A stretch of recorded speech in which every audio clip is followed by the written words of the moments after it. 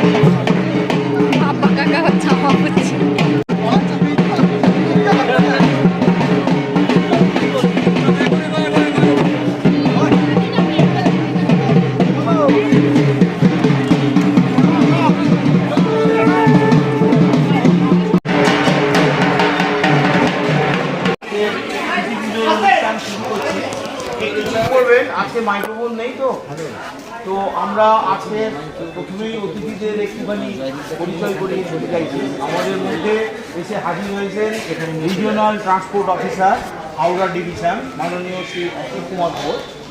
আমরা আমাদের ৭৫তম বর্ষের সভাপতি মাননীয় শ্রী অজয় ভট্টাচার্যকে বলবো, তাকে হচ্ছে না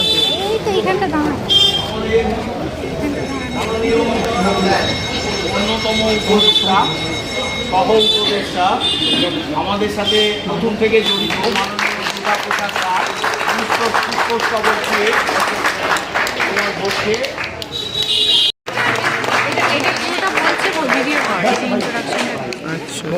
অন্য যুগ্ম সাধারণ সম্পাদক মাননীয় শ্রী সুব্রত সরকার, অশোক কুমার ঘোষ, মাননীয় অশোক কুমার ঘোষকে এবার ৭৫তম বর্ষের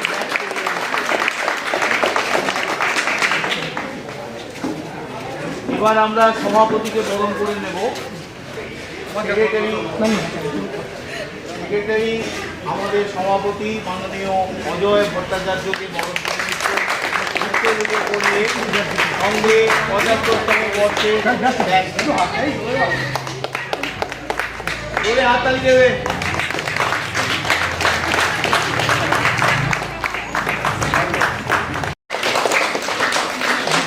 আমাদের মাননীয় সহ উপদেষ্টা দুর্গা প্রসাদ দাস জন্মলগ্ন থেকে এই পুজোর সাথে জড়িয়ে আছে। ওনাকে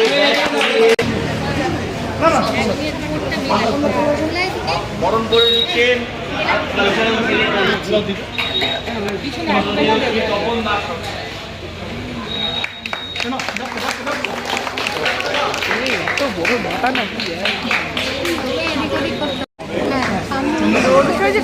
বিশেষ টিম তৈরি হয়েছে, তাদের কণ্ঠে সমবেত উদ্বোধনী মায়ের উদ্দেশ্যে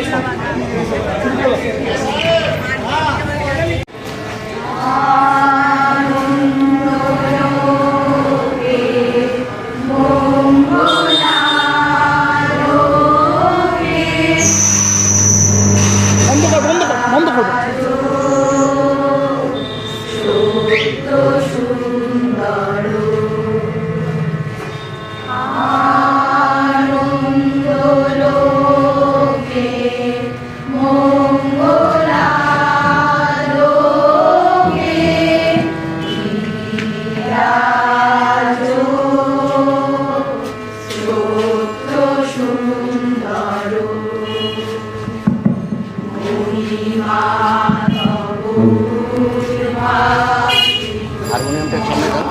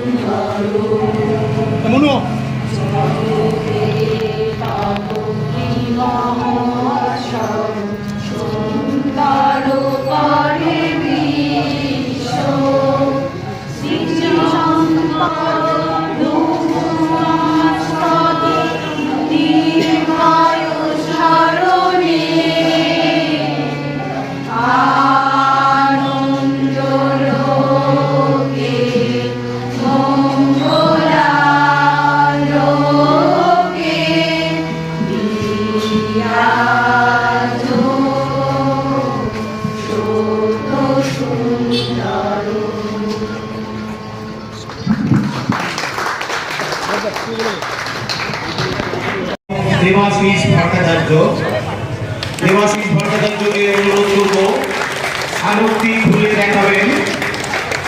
এবছরে ৭৫তম বর্ষ উপলক্ষে বিশেষ স্মারক তৈরি হয়েছে।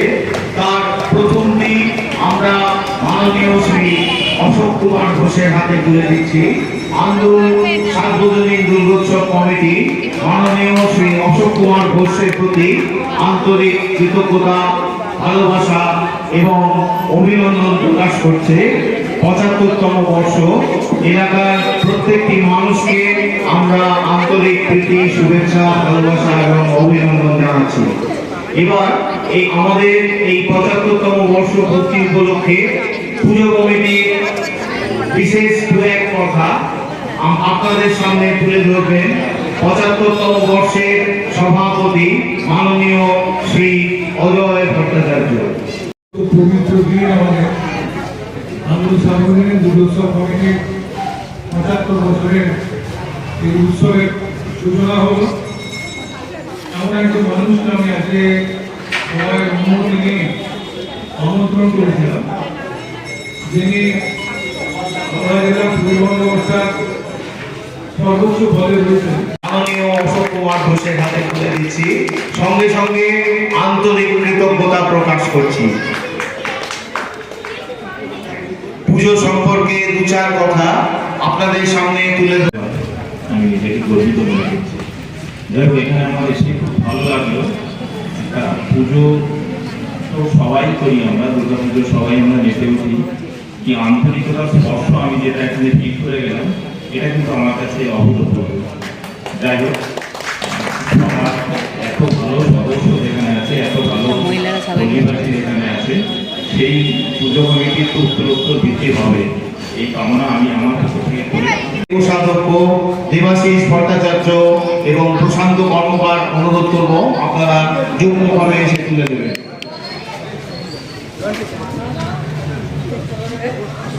প্রশান্ত কর্মকার, দেবাশিস ভট্টাচার্য এবারে যুগ্ম সাধারণ কোষাধ্যক্ষ।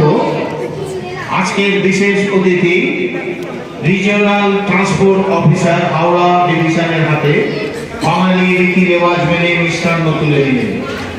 আজকে খুঁটি পুজোর মাধ্যমে আমাদের ৭৫তম বর্ষের শারদ উৎসব তার শুভ সূচনা হলো। আপনারা জানেন আপনাদের সবাইকে এগিয়ে আসতে হবে, এই ব্লাড ডোনেশন ক্যাম্পে সফল করতেই হবে।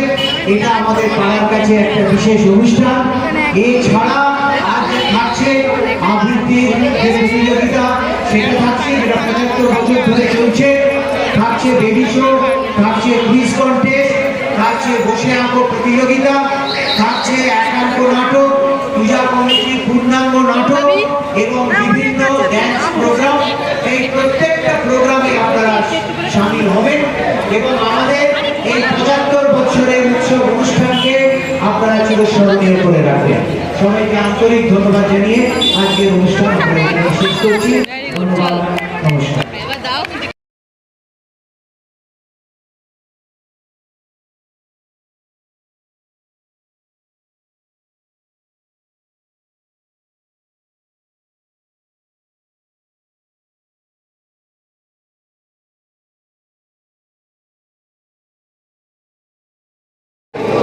শিবে সর্বার্থসাধিকে শরণ্যে ত্র্যম্বকে গৌরী নারায়ণী নমস্তুতে। নমঃ সৃষ্টি স্থিতি বিনাশানাং শক্তিভূতে সনাতনী গুণত্রয়ে গুণময়ে নারায়ণী নমস্তুতে। নমঃ শরণাগত দীনার্থ। চলে এসেছি, এবার হচ্ছে জন্মাষ্টমীর পুজো শুরু হয়েছে। পুজো বলতে আমি নিজেই করি, আমি আর ইমন মিলে। আজকে ইমন একটুখানি ব্যস্ত আছে, ওর গিটারের ক্লাস আছে বলে আমিই করছি এখানে। তো এখানে সব প্রসাদ সাজিয়ে দিয়েছি। এখানে আছে চিজ, এখানে আছে তিলের পাটালি, এখানে আটকড়াই, এখানে হচ্ছে চিড়ে ভাজা, চাল ভাজা, ফল, মাখন, মিষ্টি, এখানে নাড়ু, তিলের নাড়ু, নারকোল নাড়ু সবই কিনে এনেছি, আমি কিছুই বানাইনি। তো এই হচ্ছে পুজোর সব তোড়জোড়। কালকেই সব কিনে এনে রেখে দিয়েছিলাম, আজকে যেহেতু সকাল থেকে তাড়া ছিল। তারপর কালকেও আপনারা দেখেছেন যে ভাবনা মাঝির পুজো হয়েছে, তো সেই কারণেই একটু ব্যস্ততা ছিল, সেই কারণেই এই তাড়াহুড়ো আর কি করে কালকে কিনে এনেছিলাম। তো চলুন পুজো শুরু করি। আজকে দুপুরের খাবার মা বাবাকে আগে দিয়ে আসছি, তারপর আমরা খাবো। রান্নার দিদি আজকে আসেনি, তার বাড়িতে পুজো। তো প্রথমে ভেবেছিলাম আমাদের ভাত করে দেবো, তারপর বললাম যে ফল খান না, অনেক রকম আছে, তো সেই হিসাবেই ফলই দিয়ে আসছি। আমি মূলত বললাম এই কারণে যে ভাত তো রোজের খায়, একটু অন্যরকম স্বাদ বলো। অন্যরকম খাক না, হ্যাঁ আমি বললাম যে খাও, চলো দেখা যাক দিয়ে আসি। সবাই মিলে বলি খাই।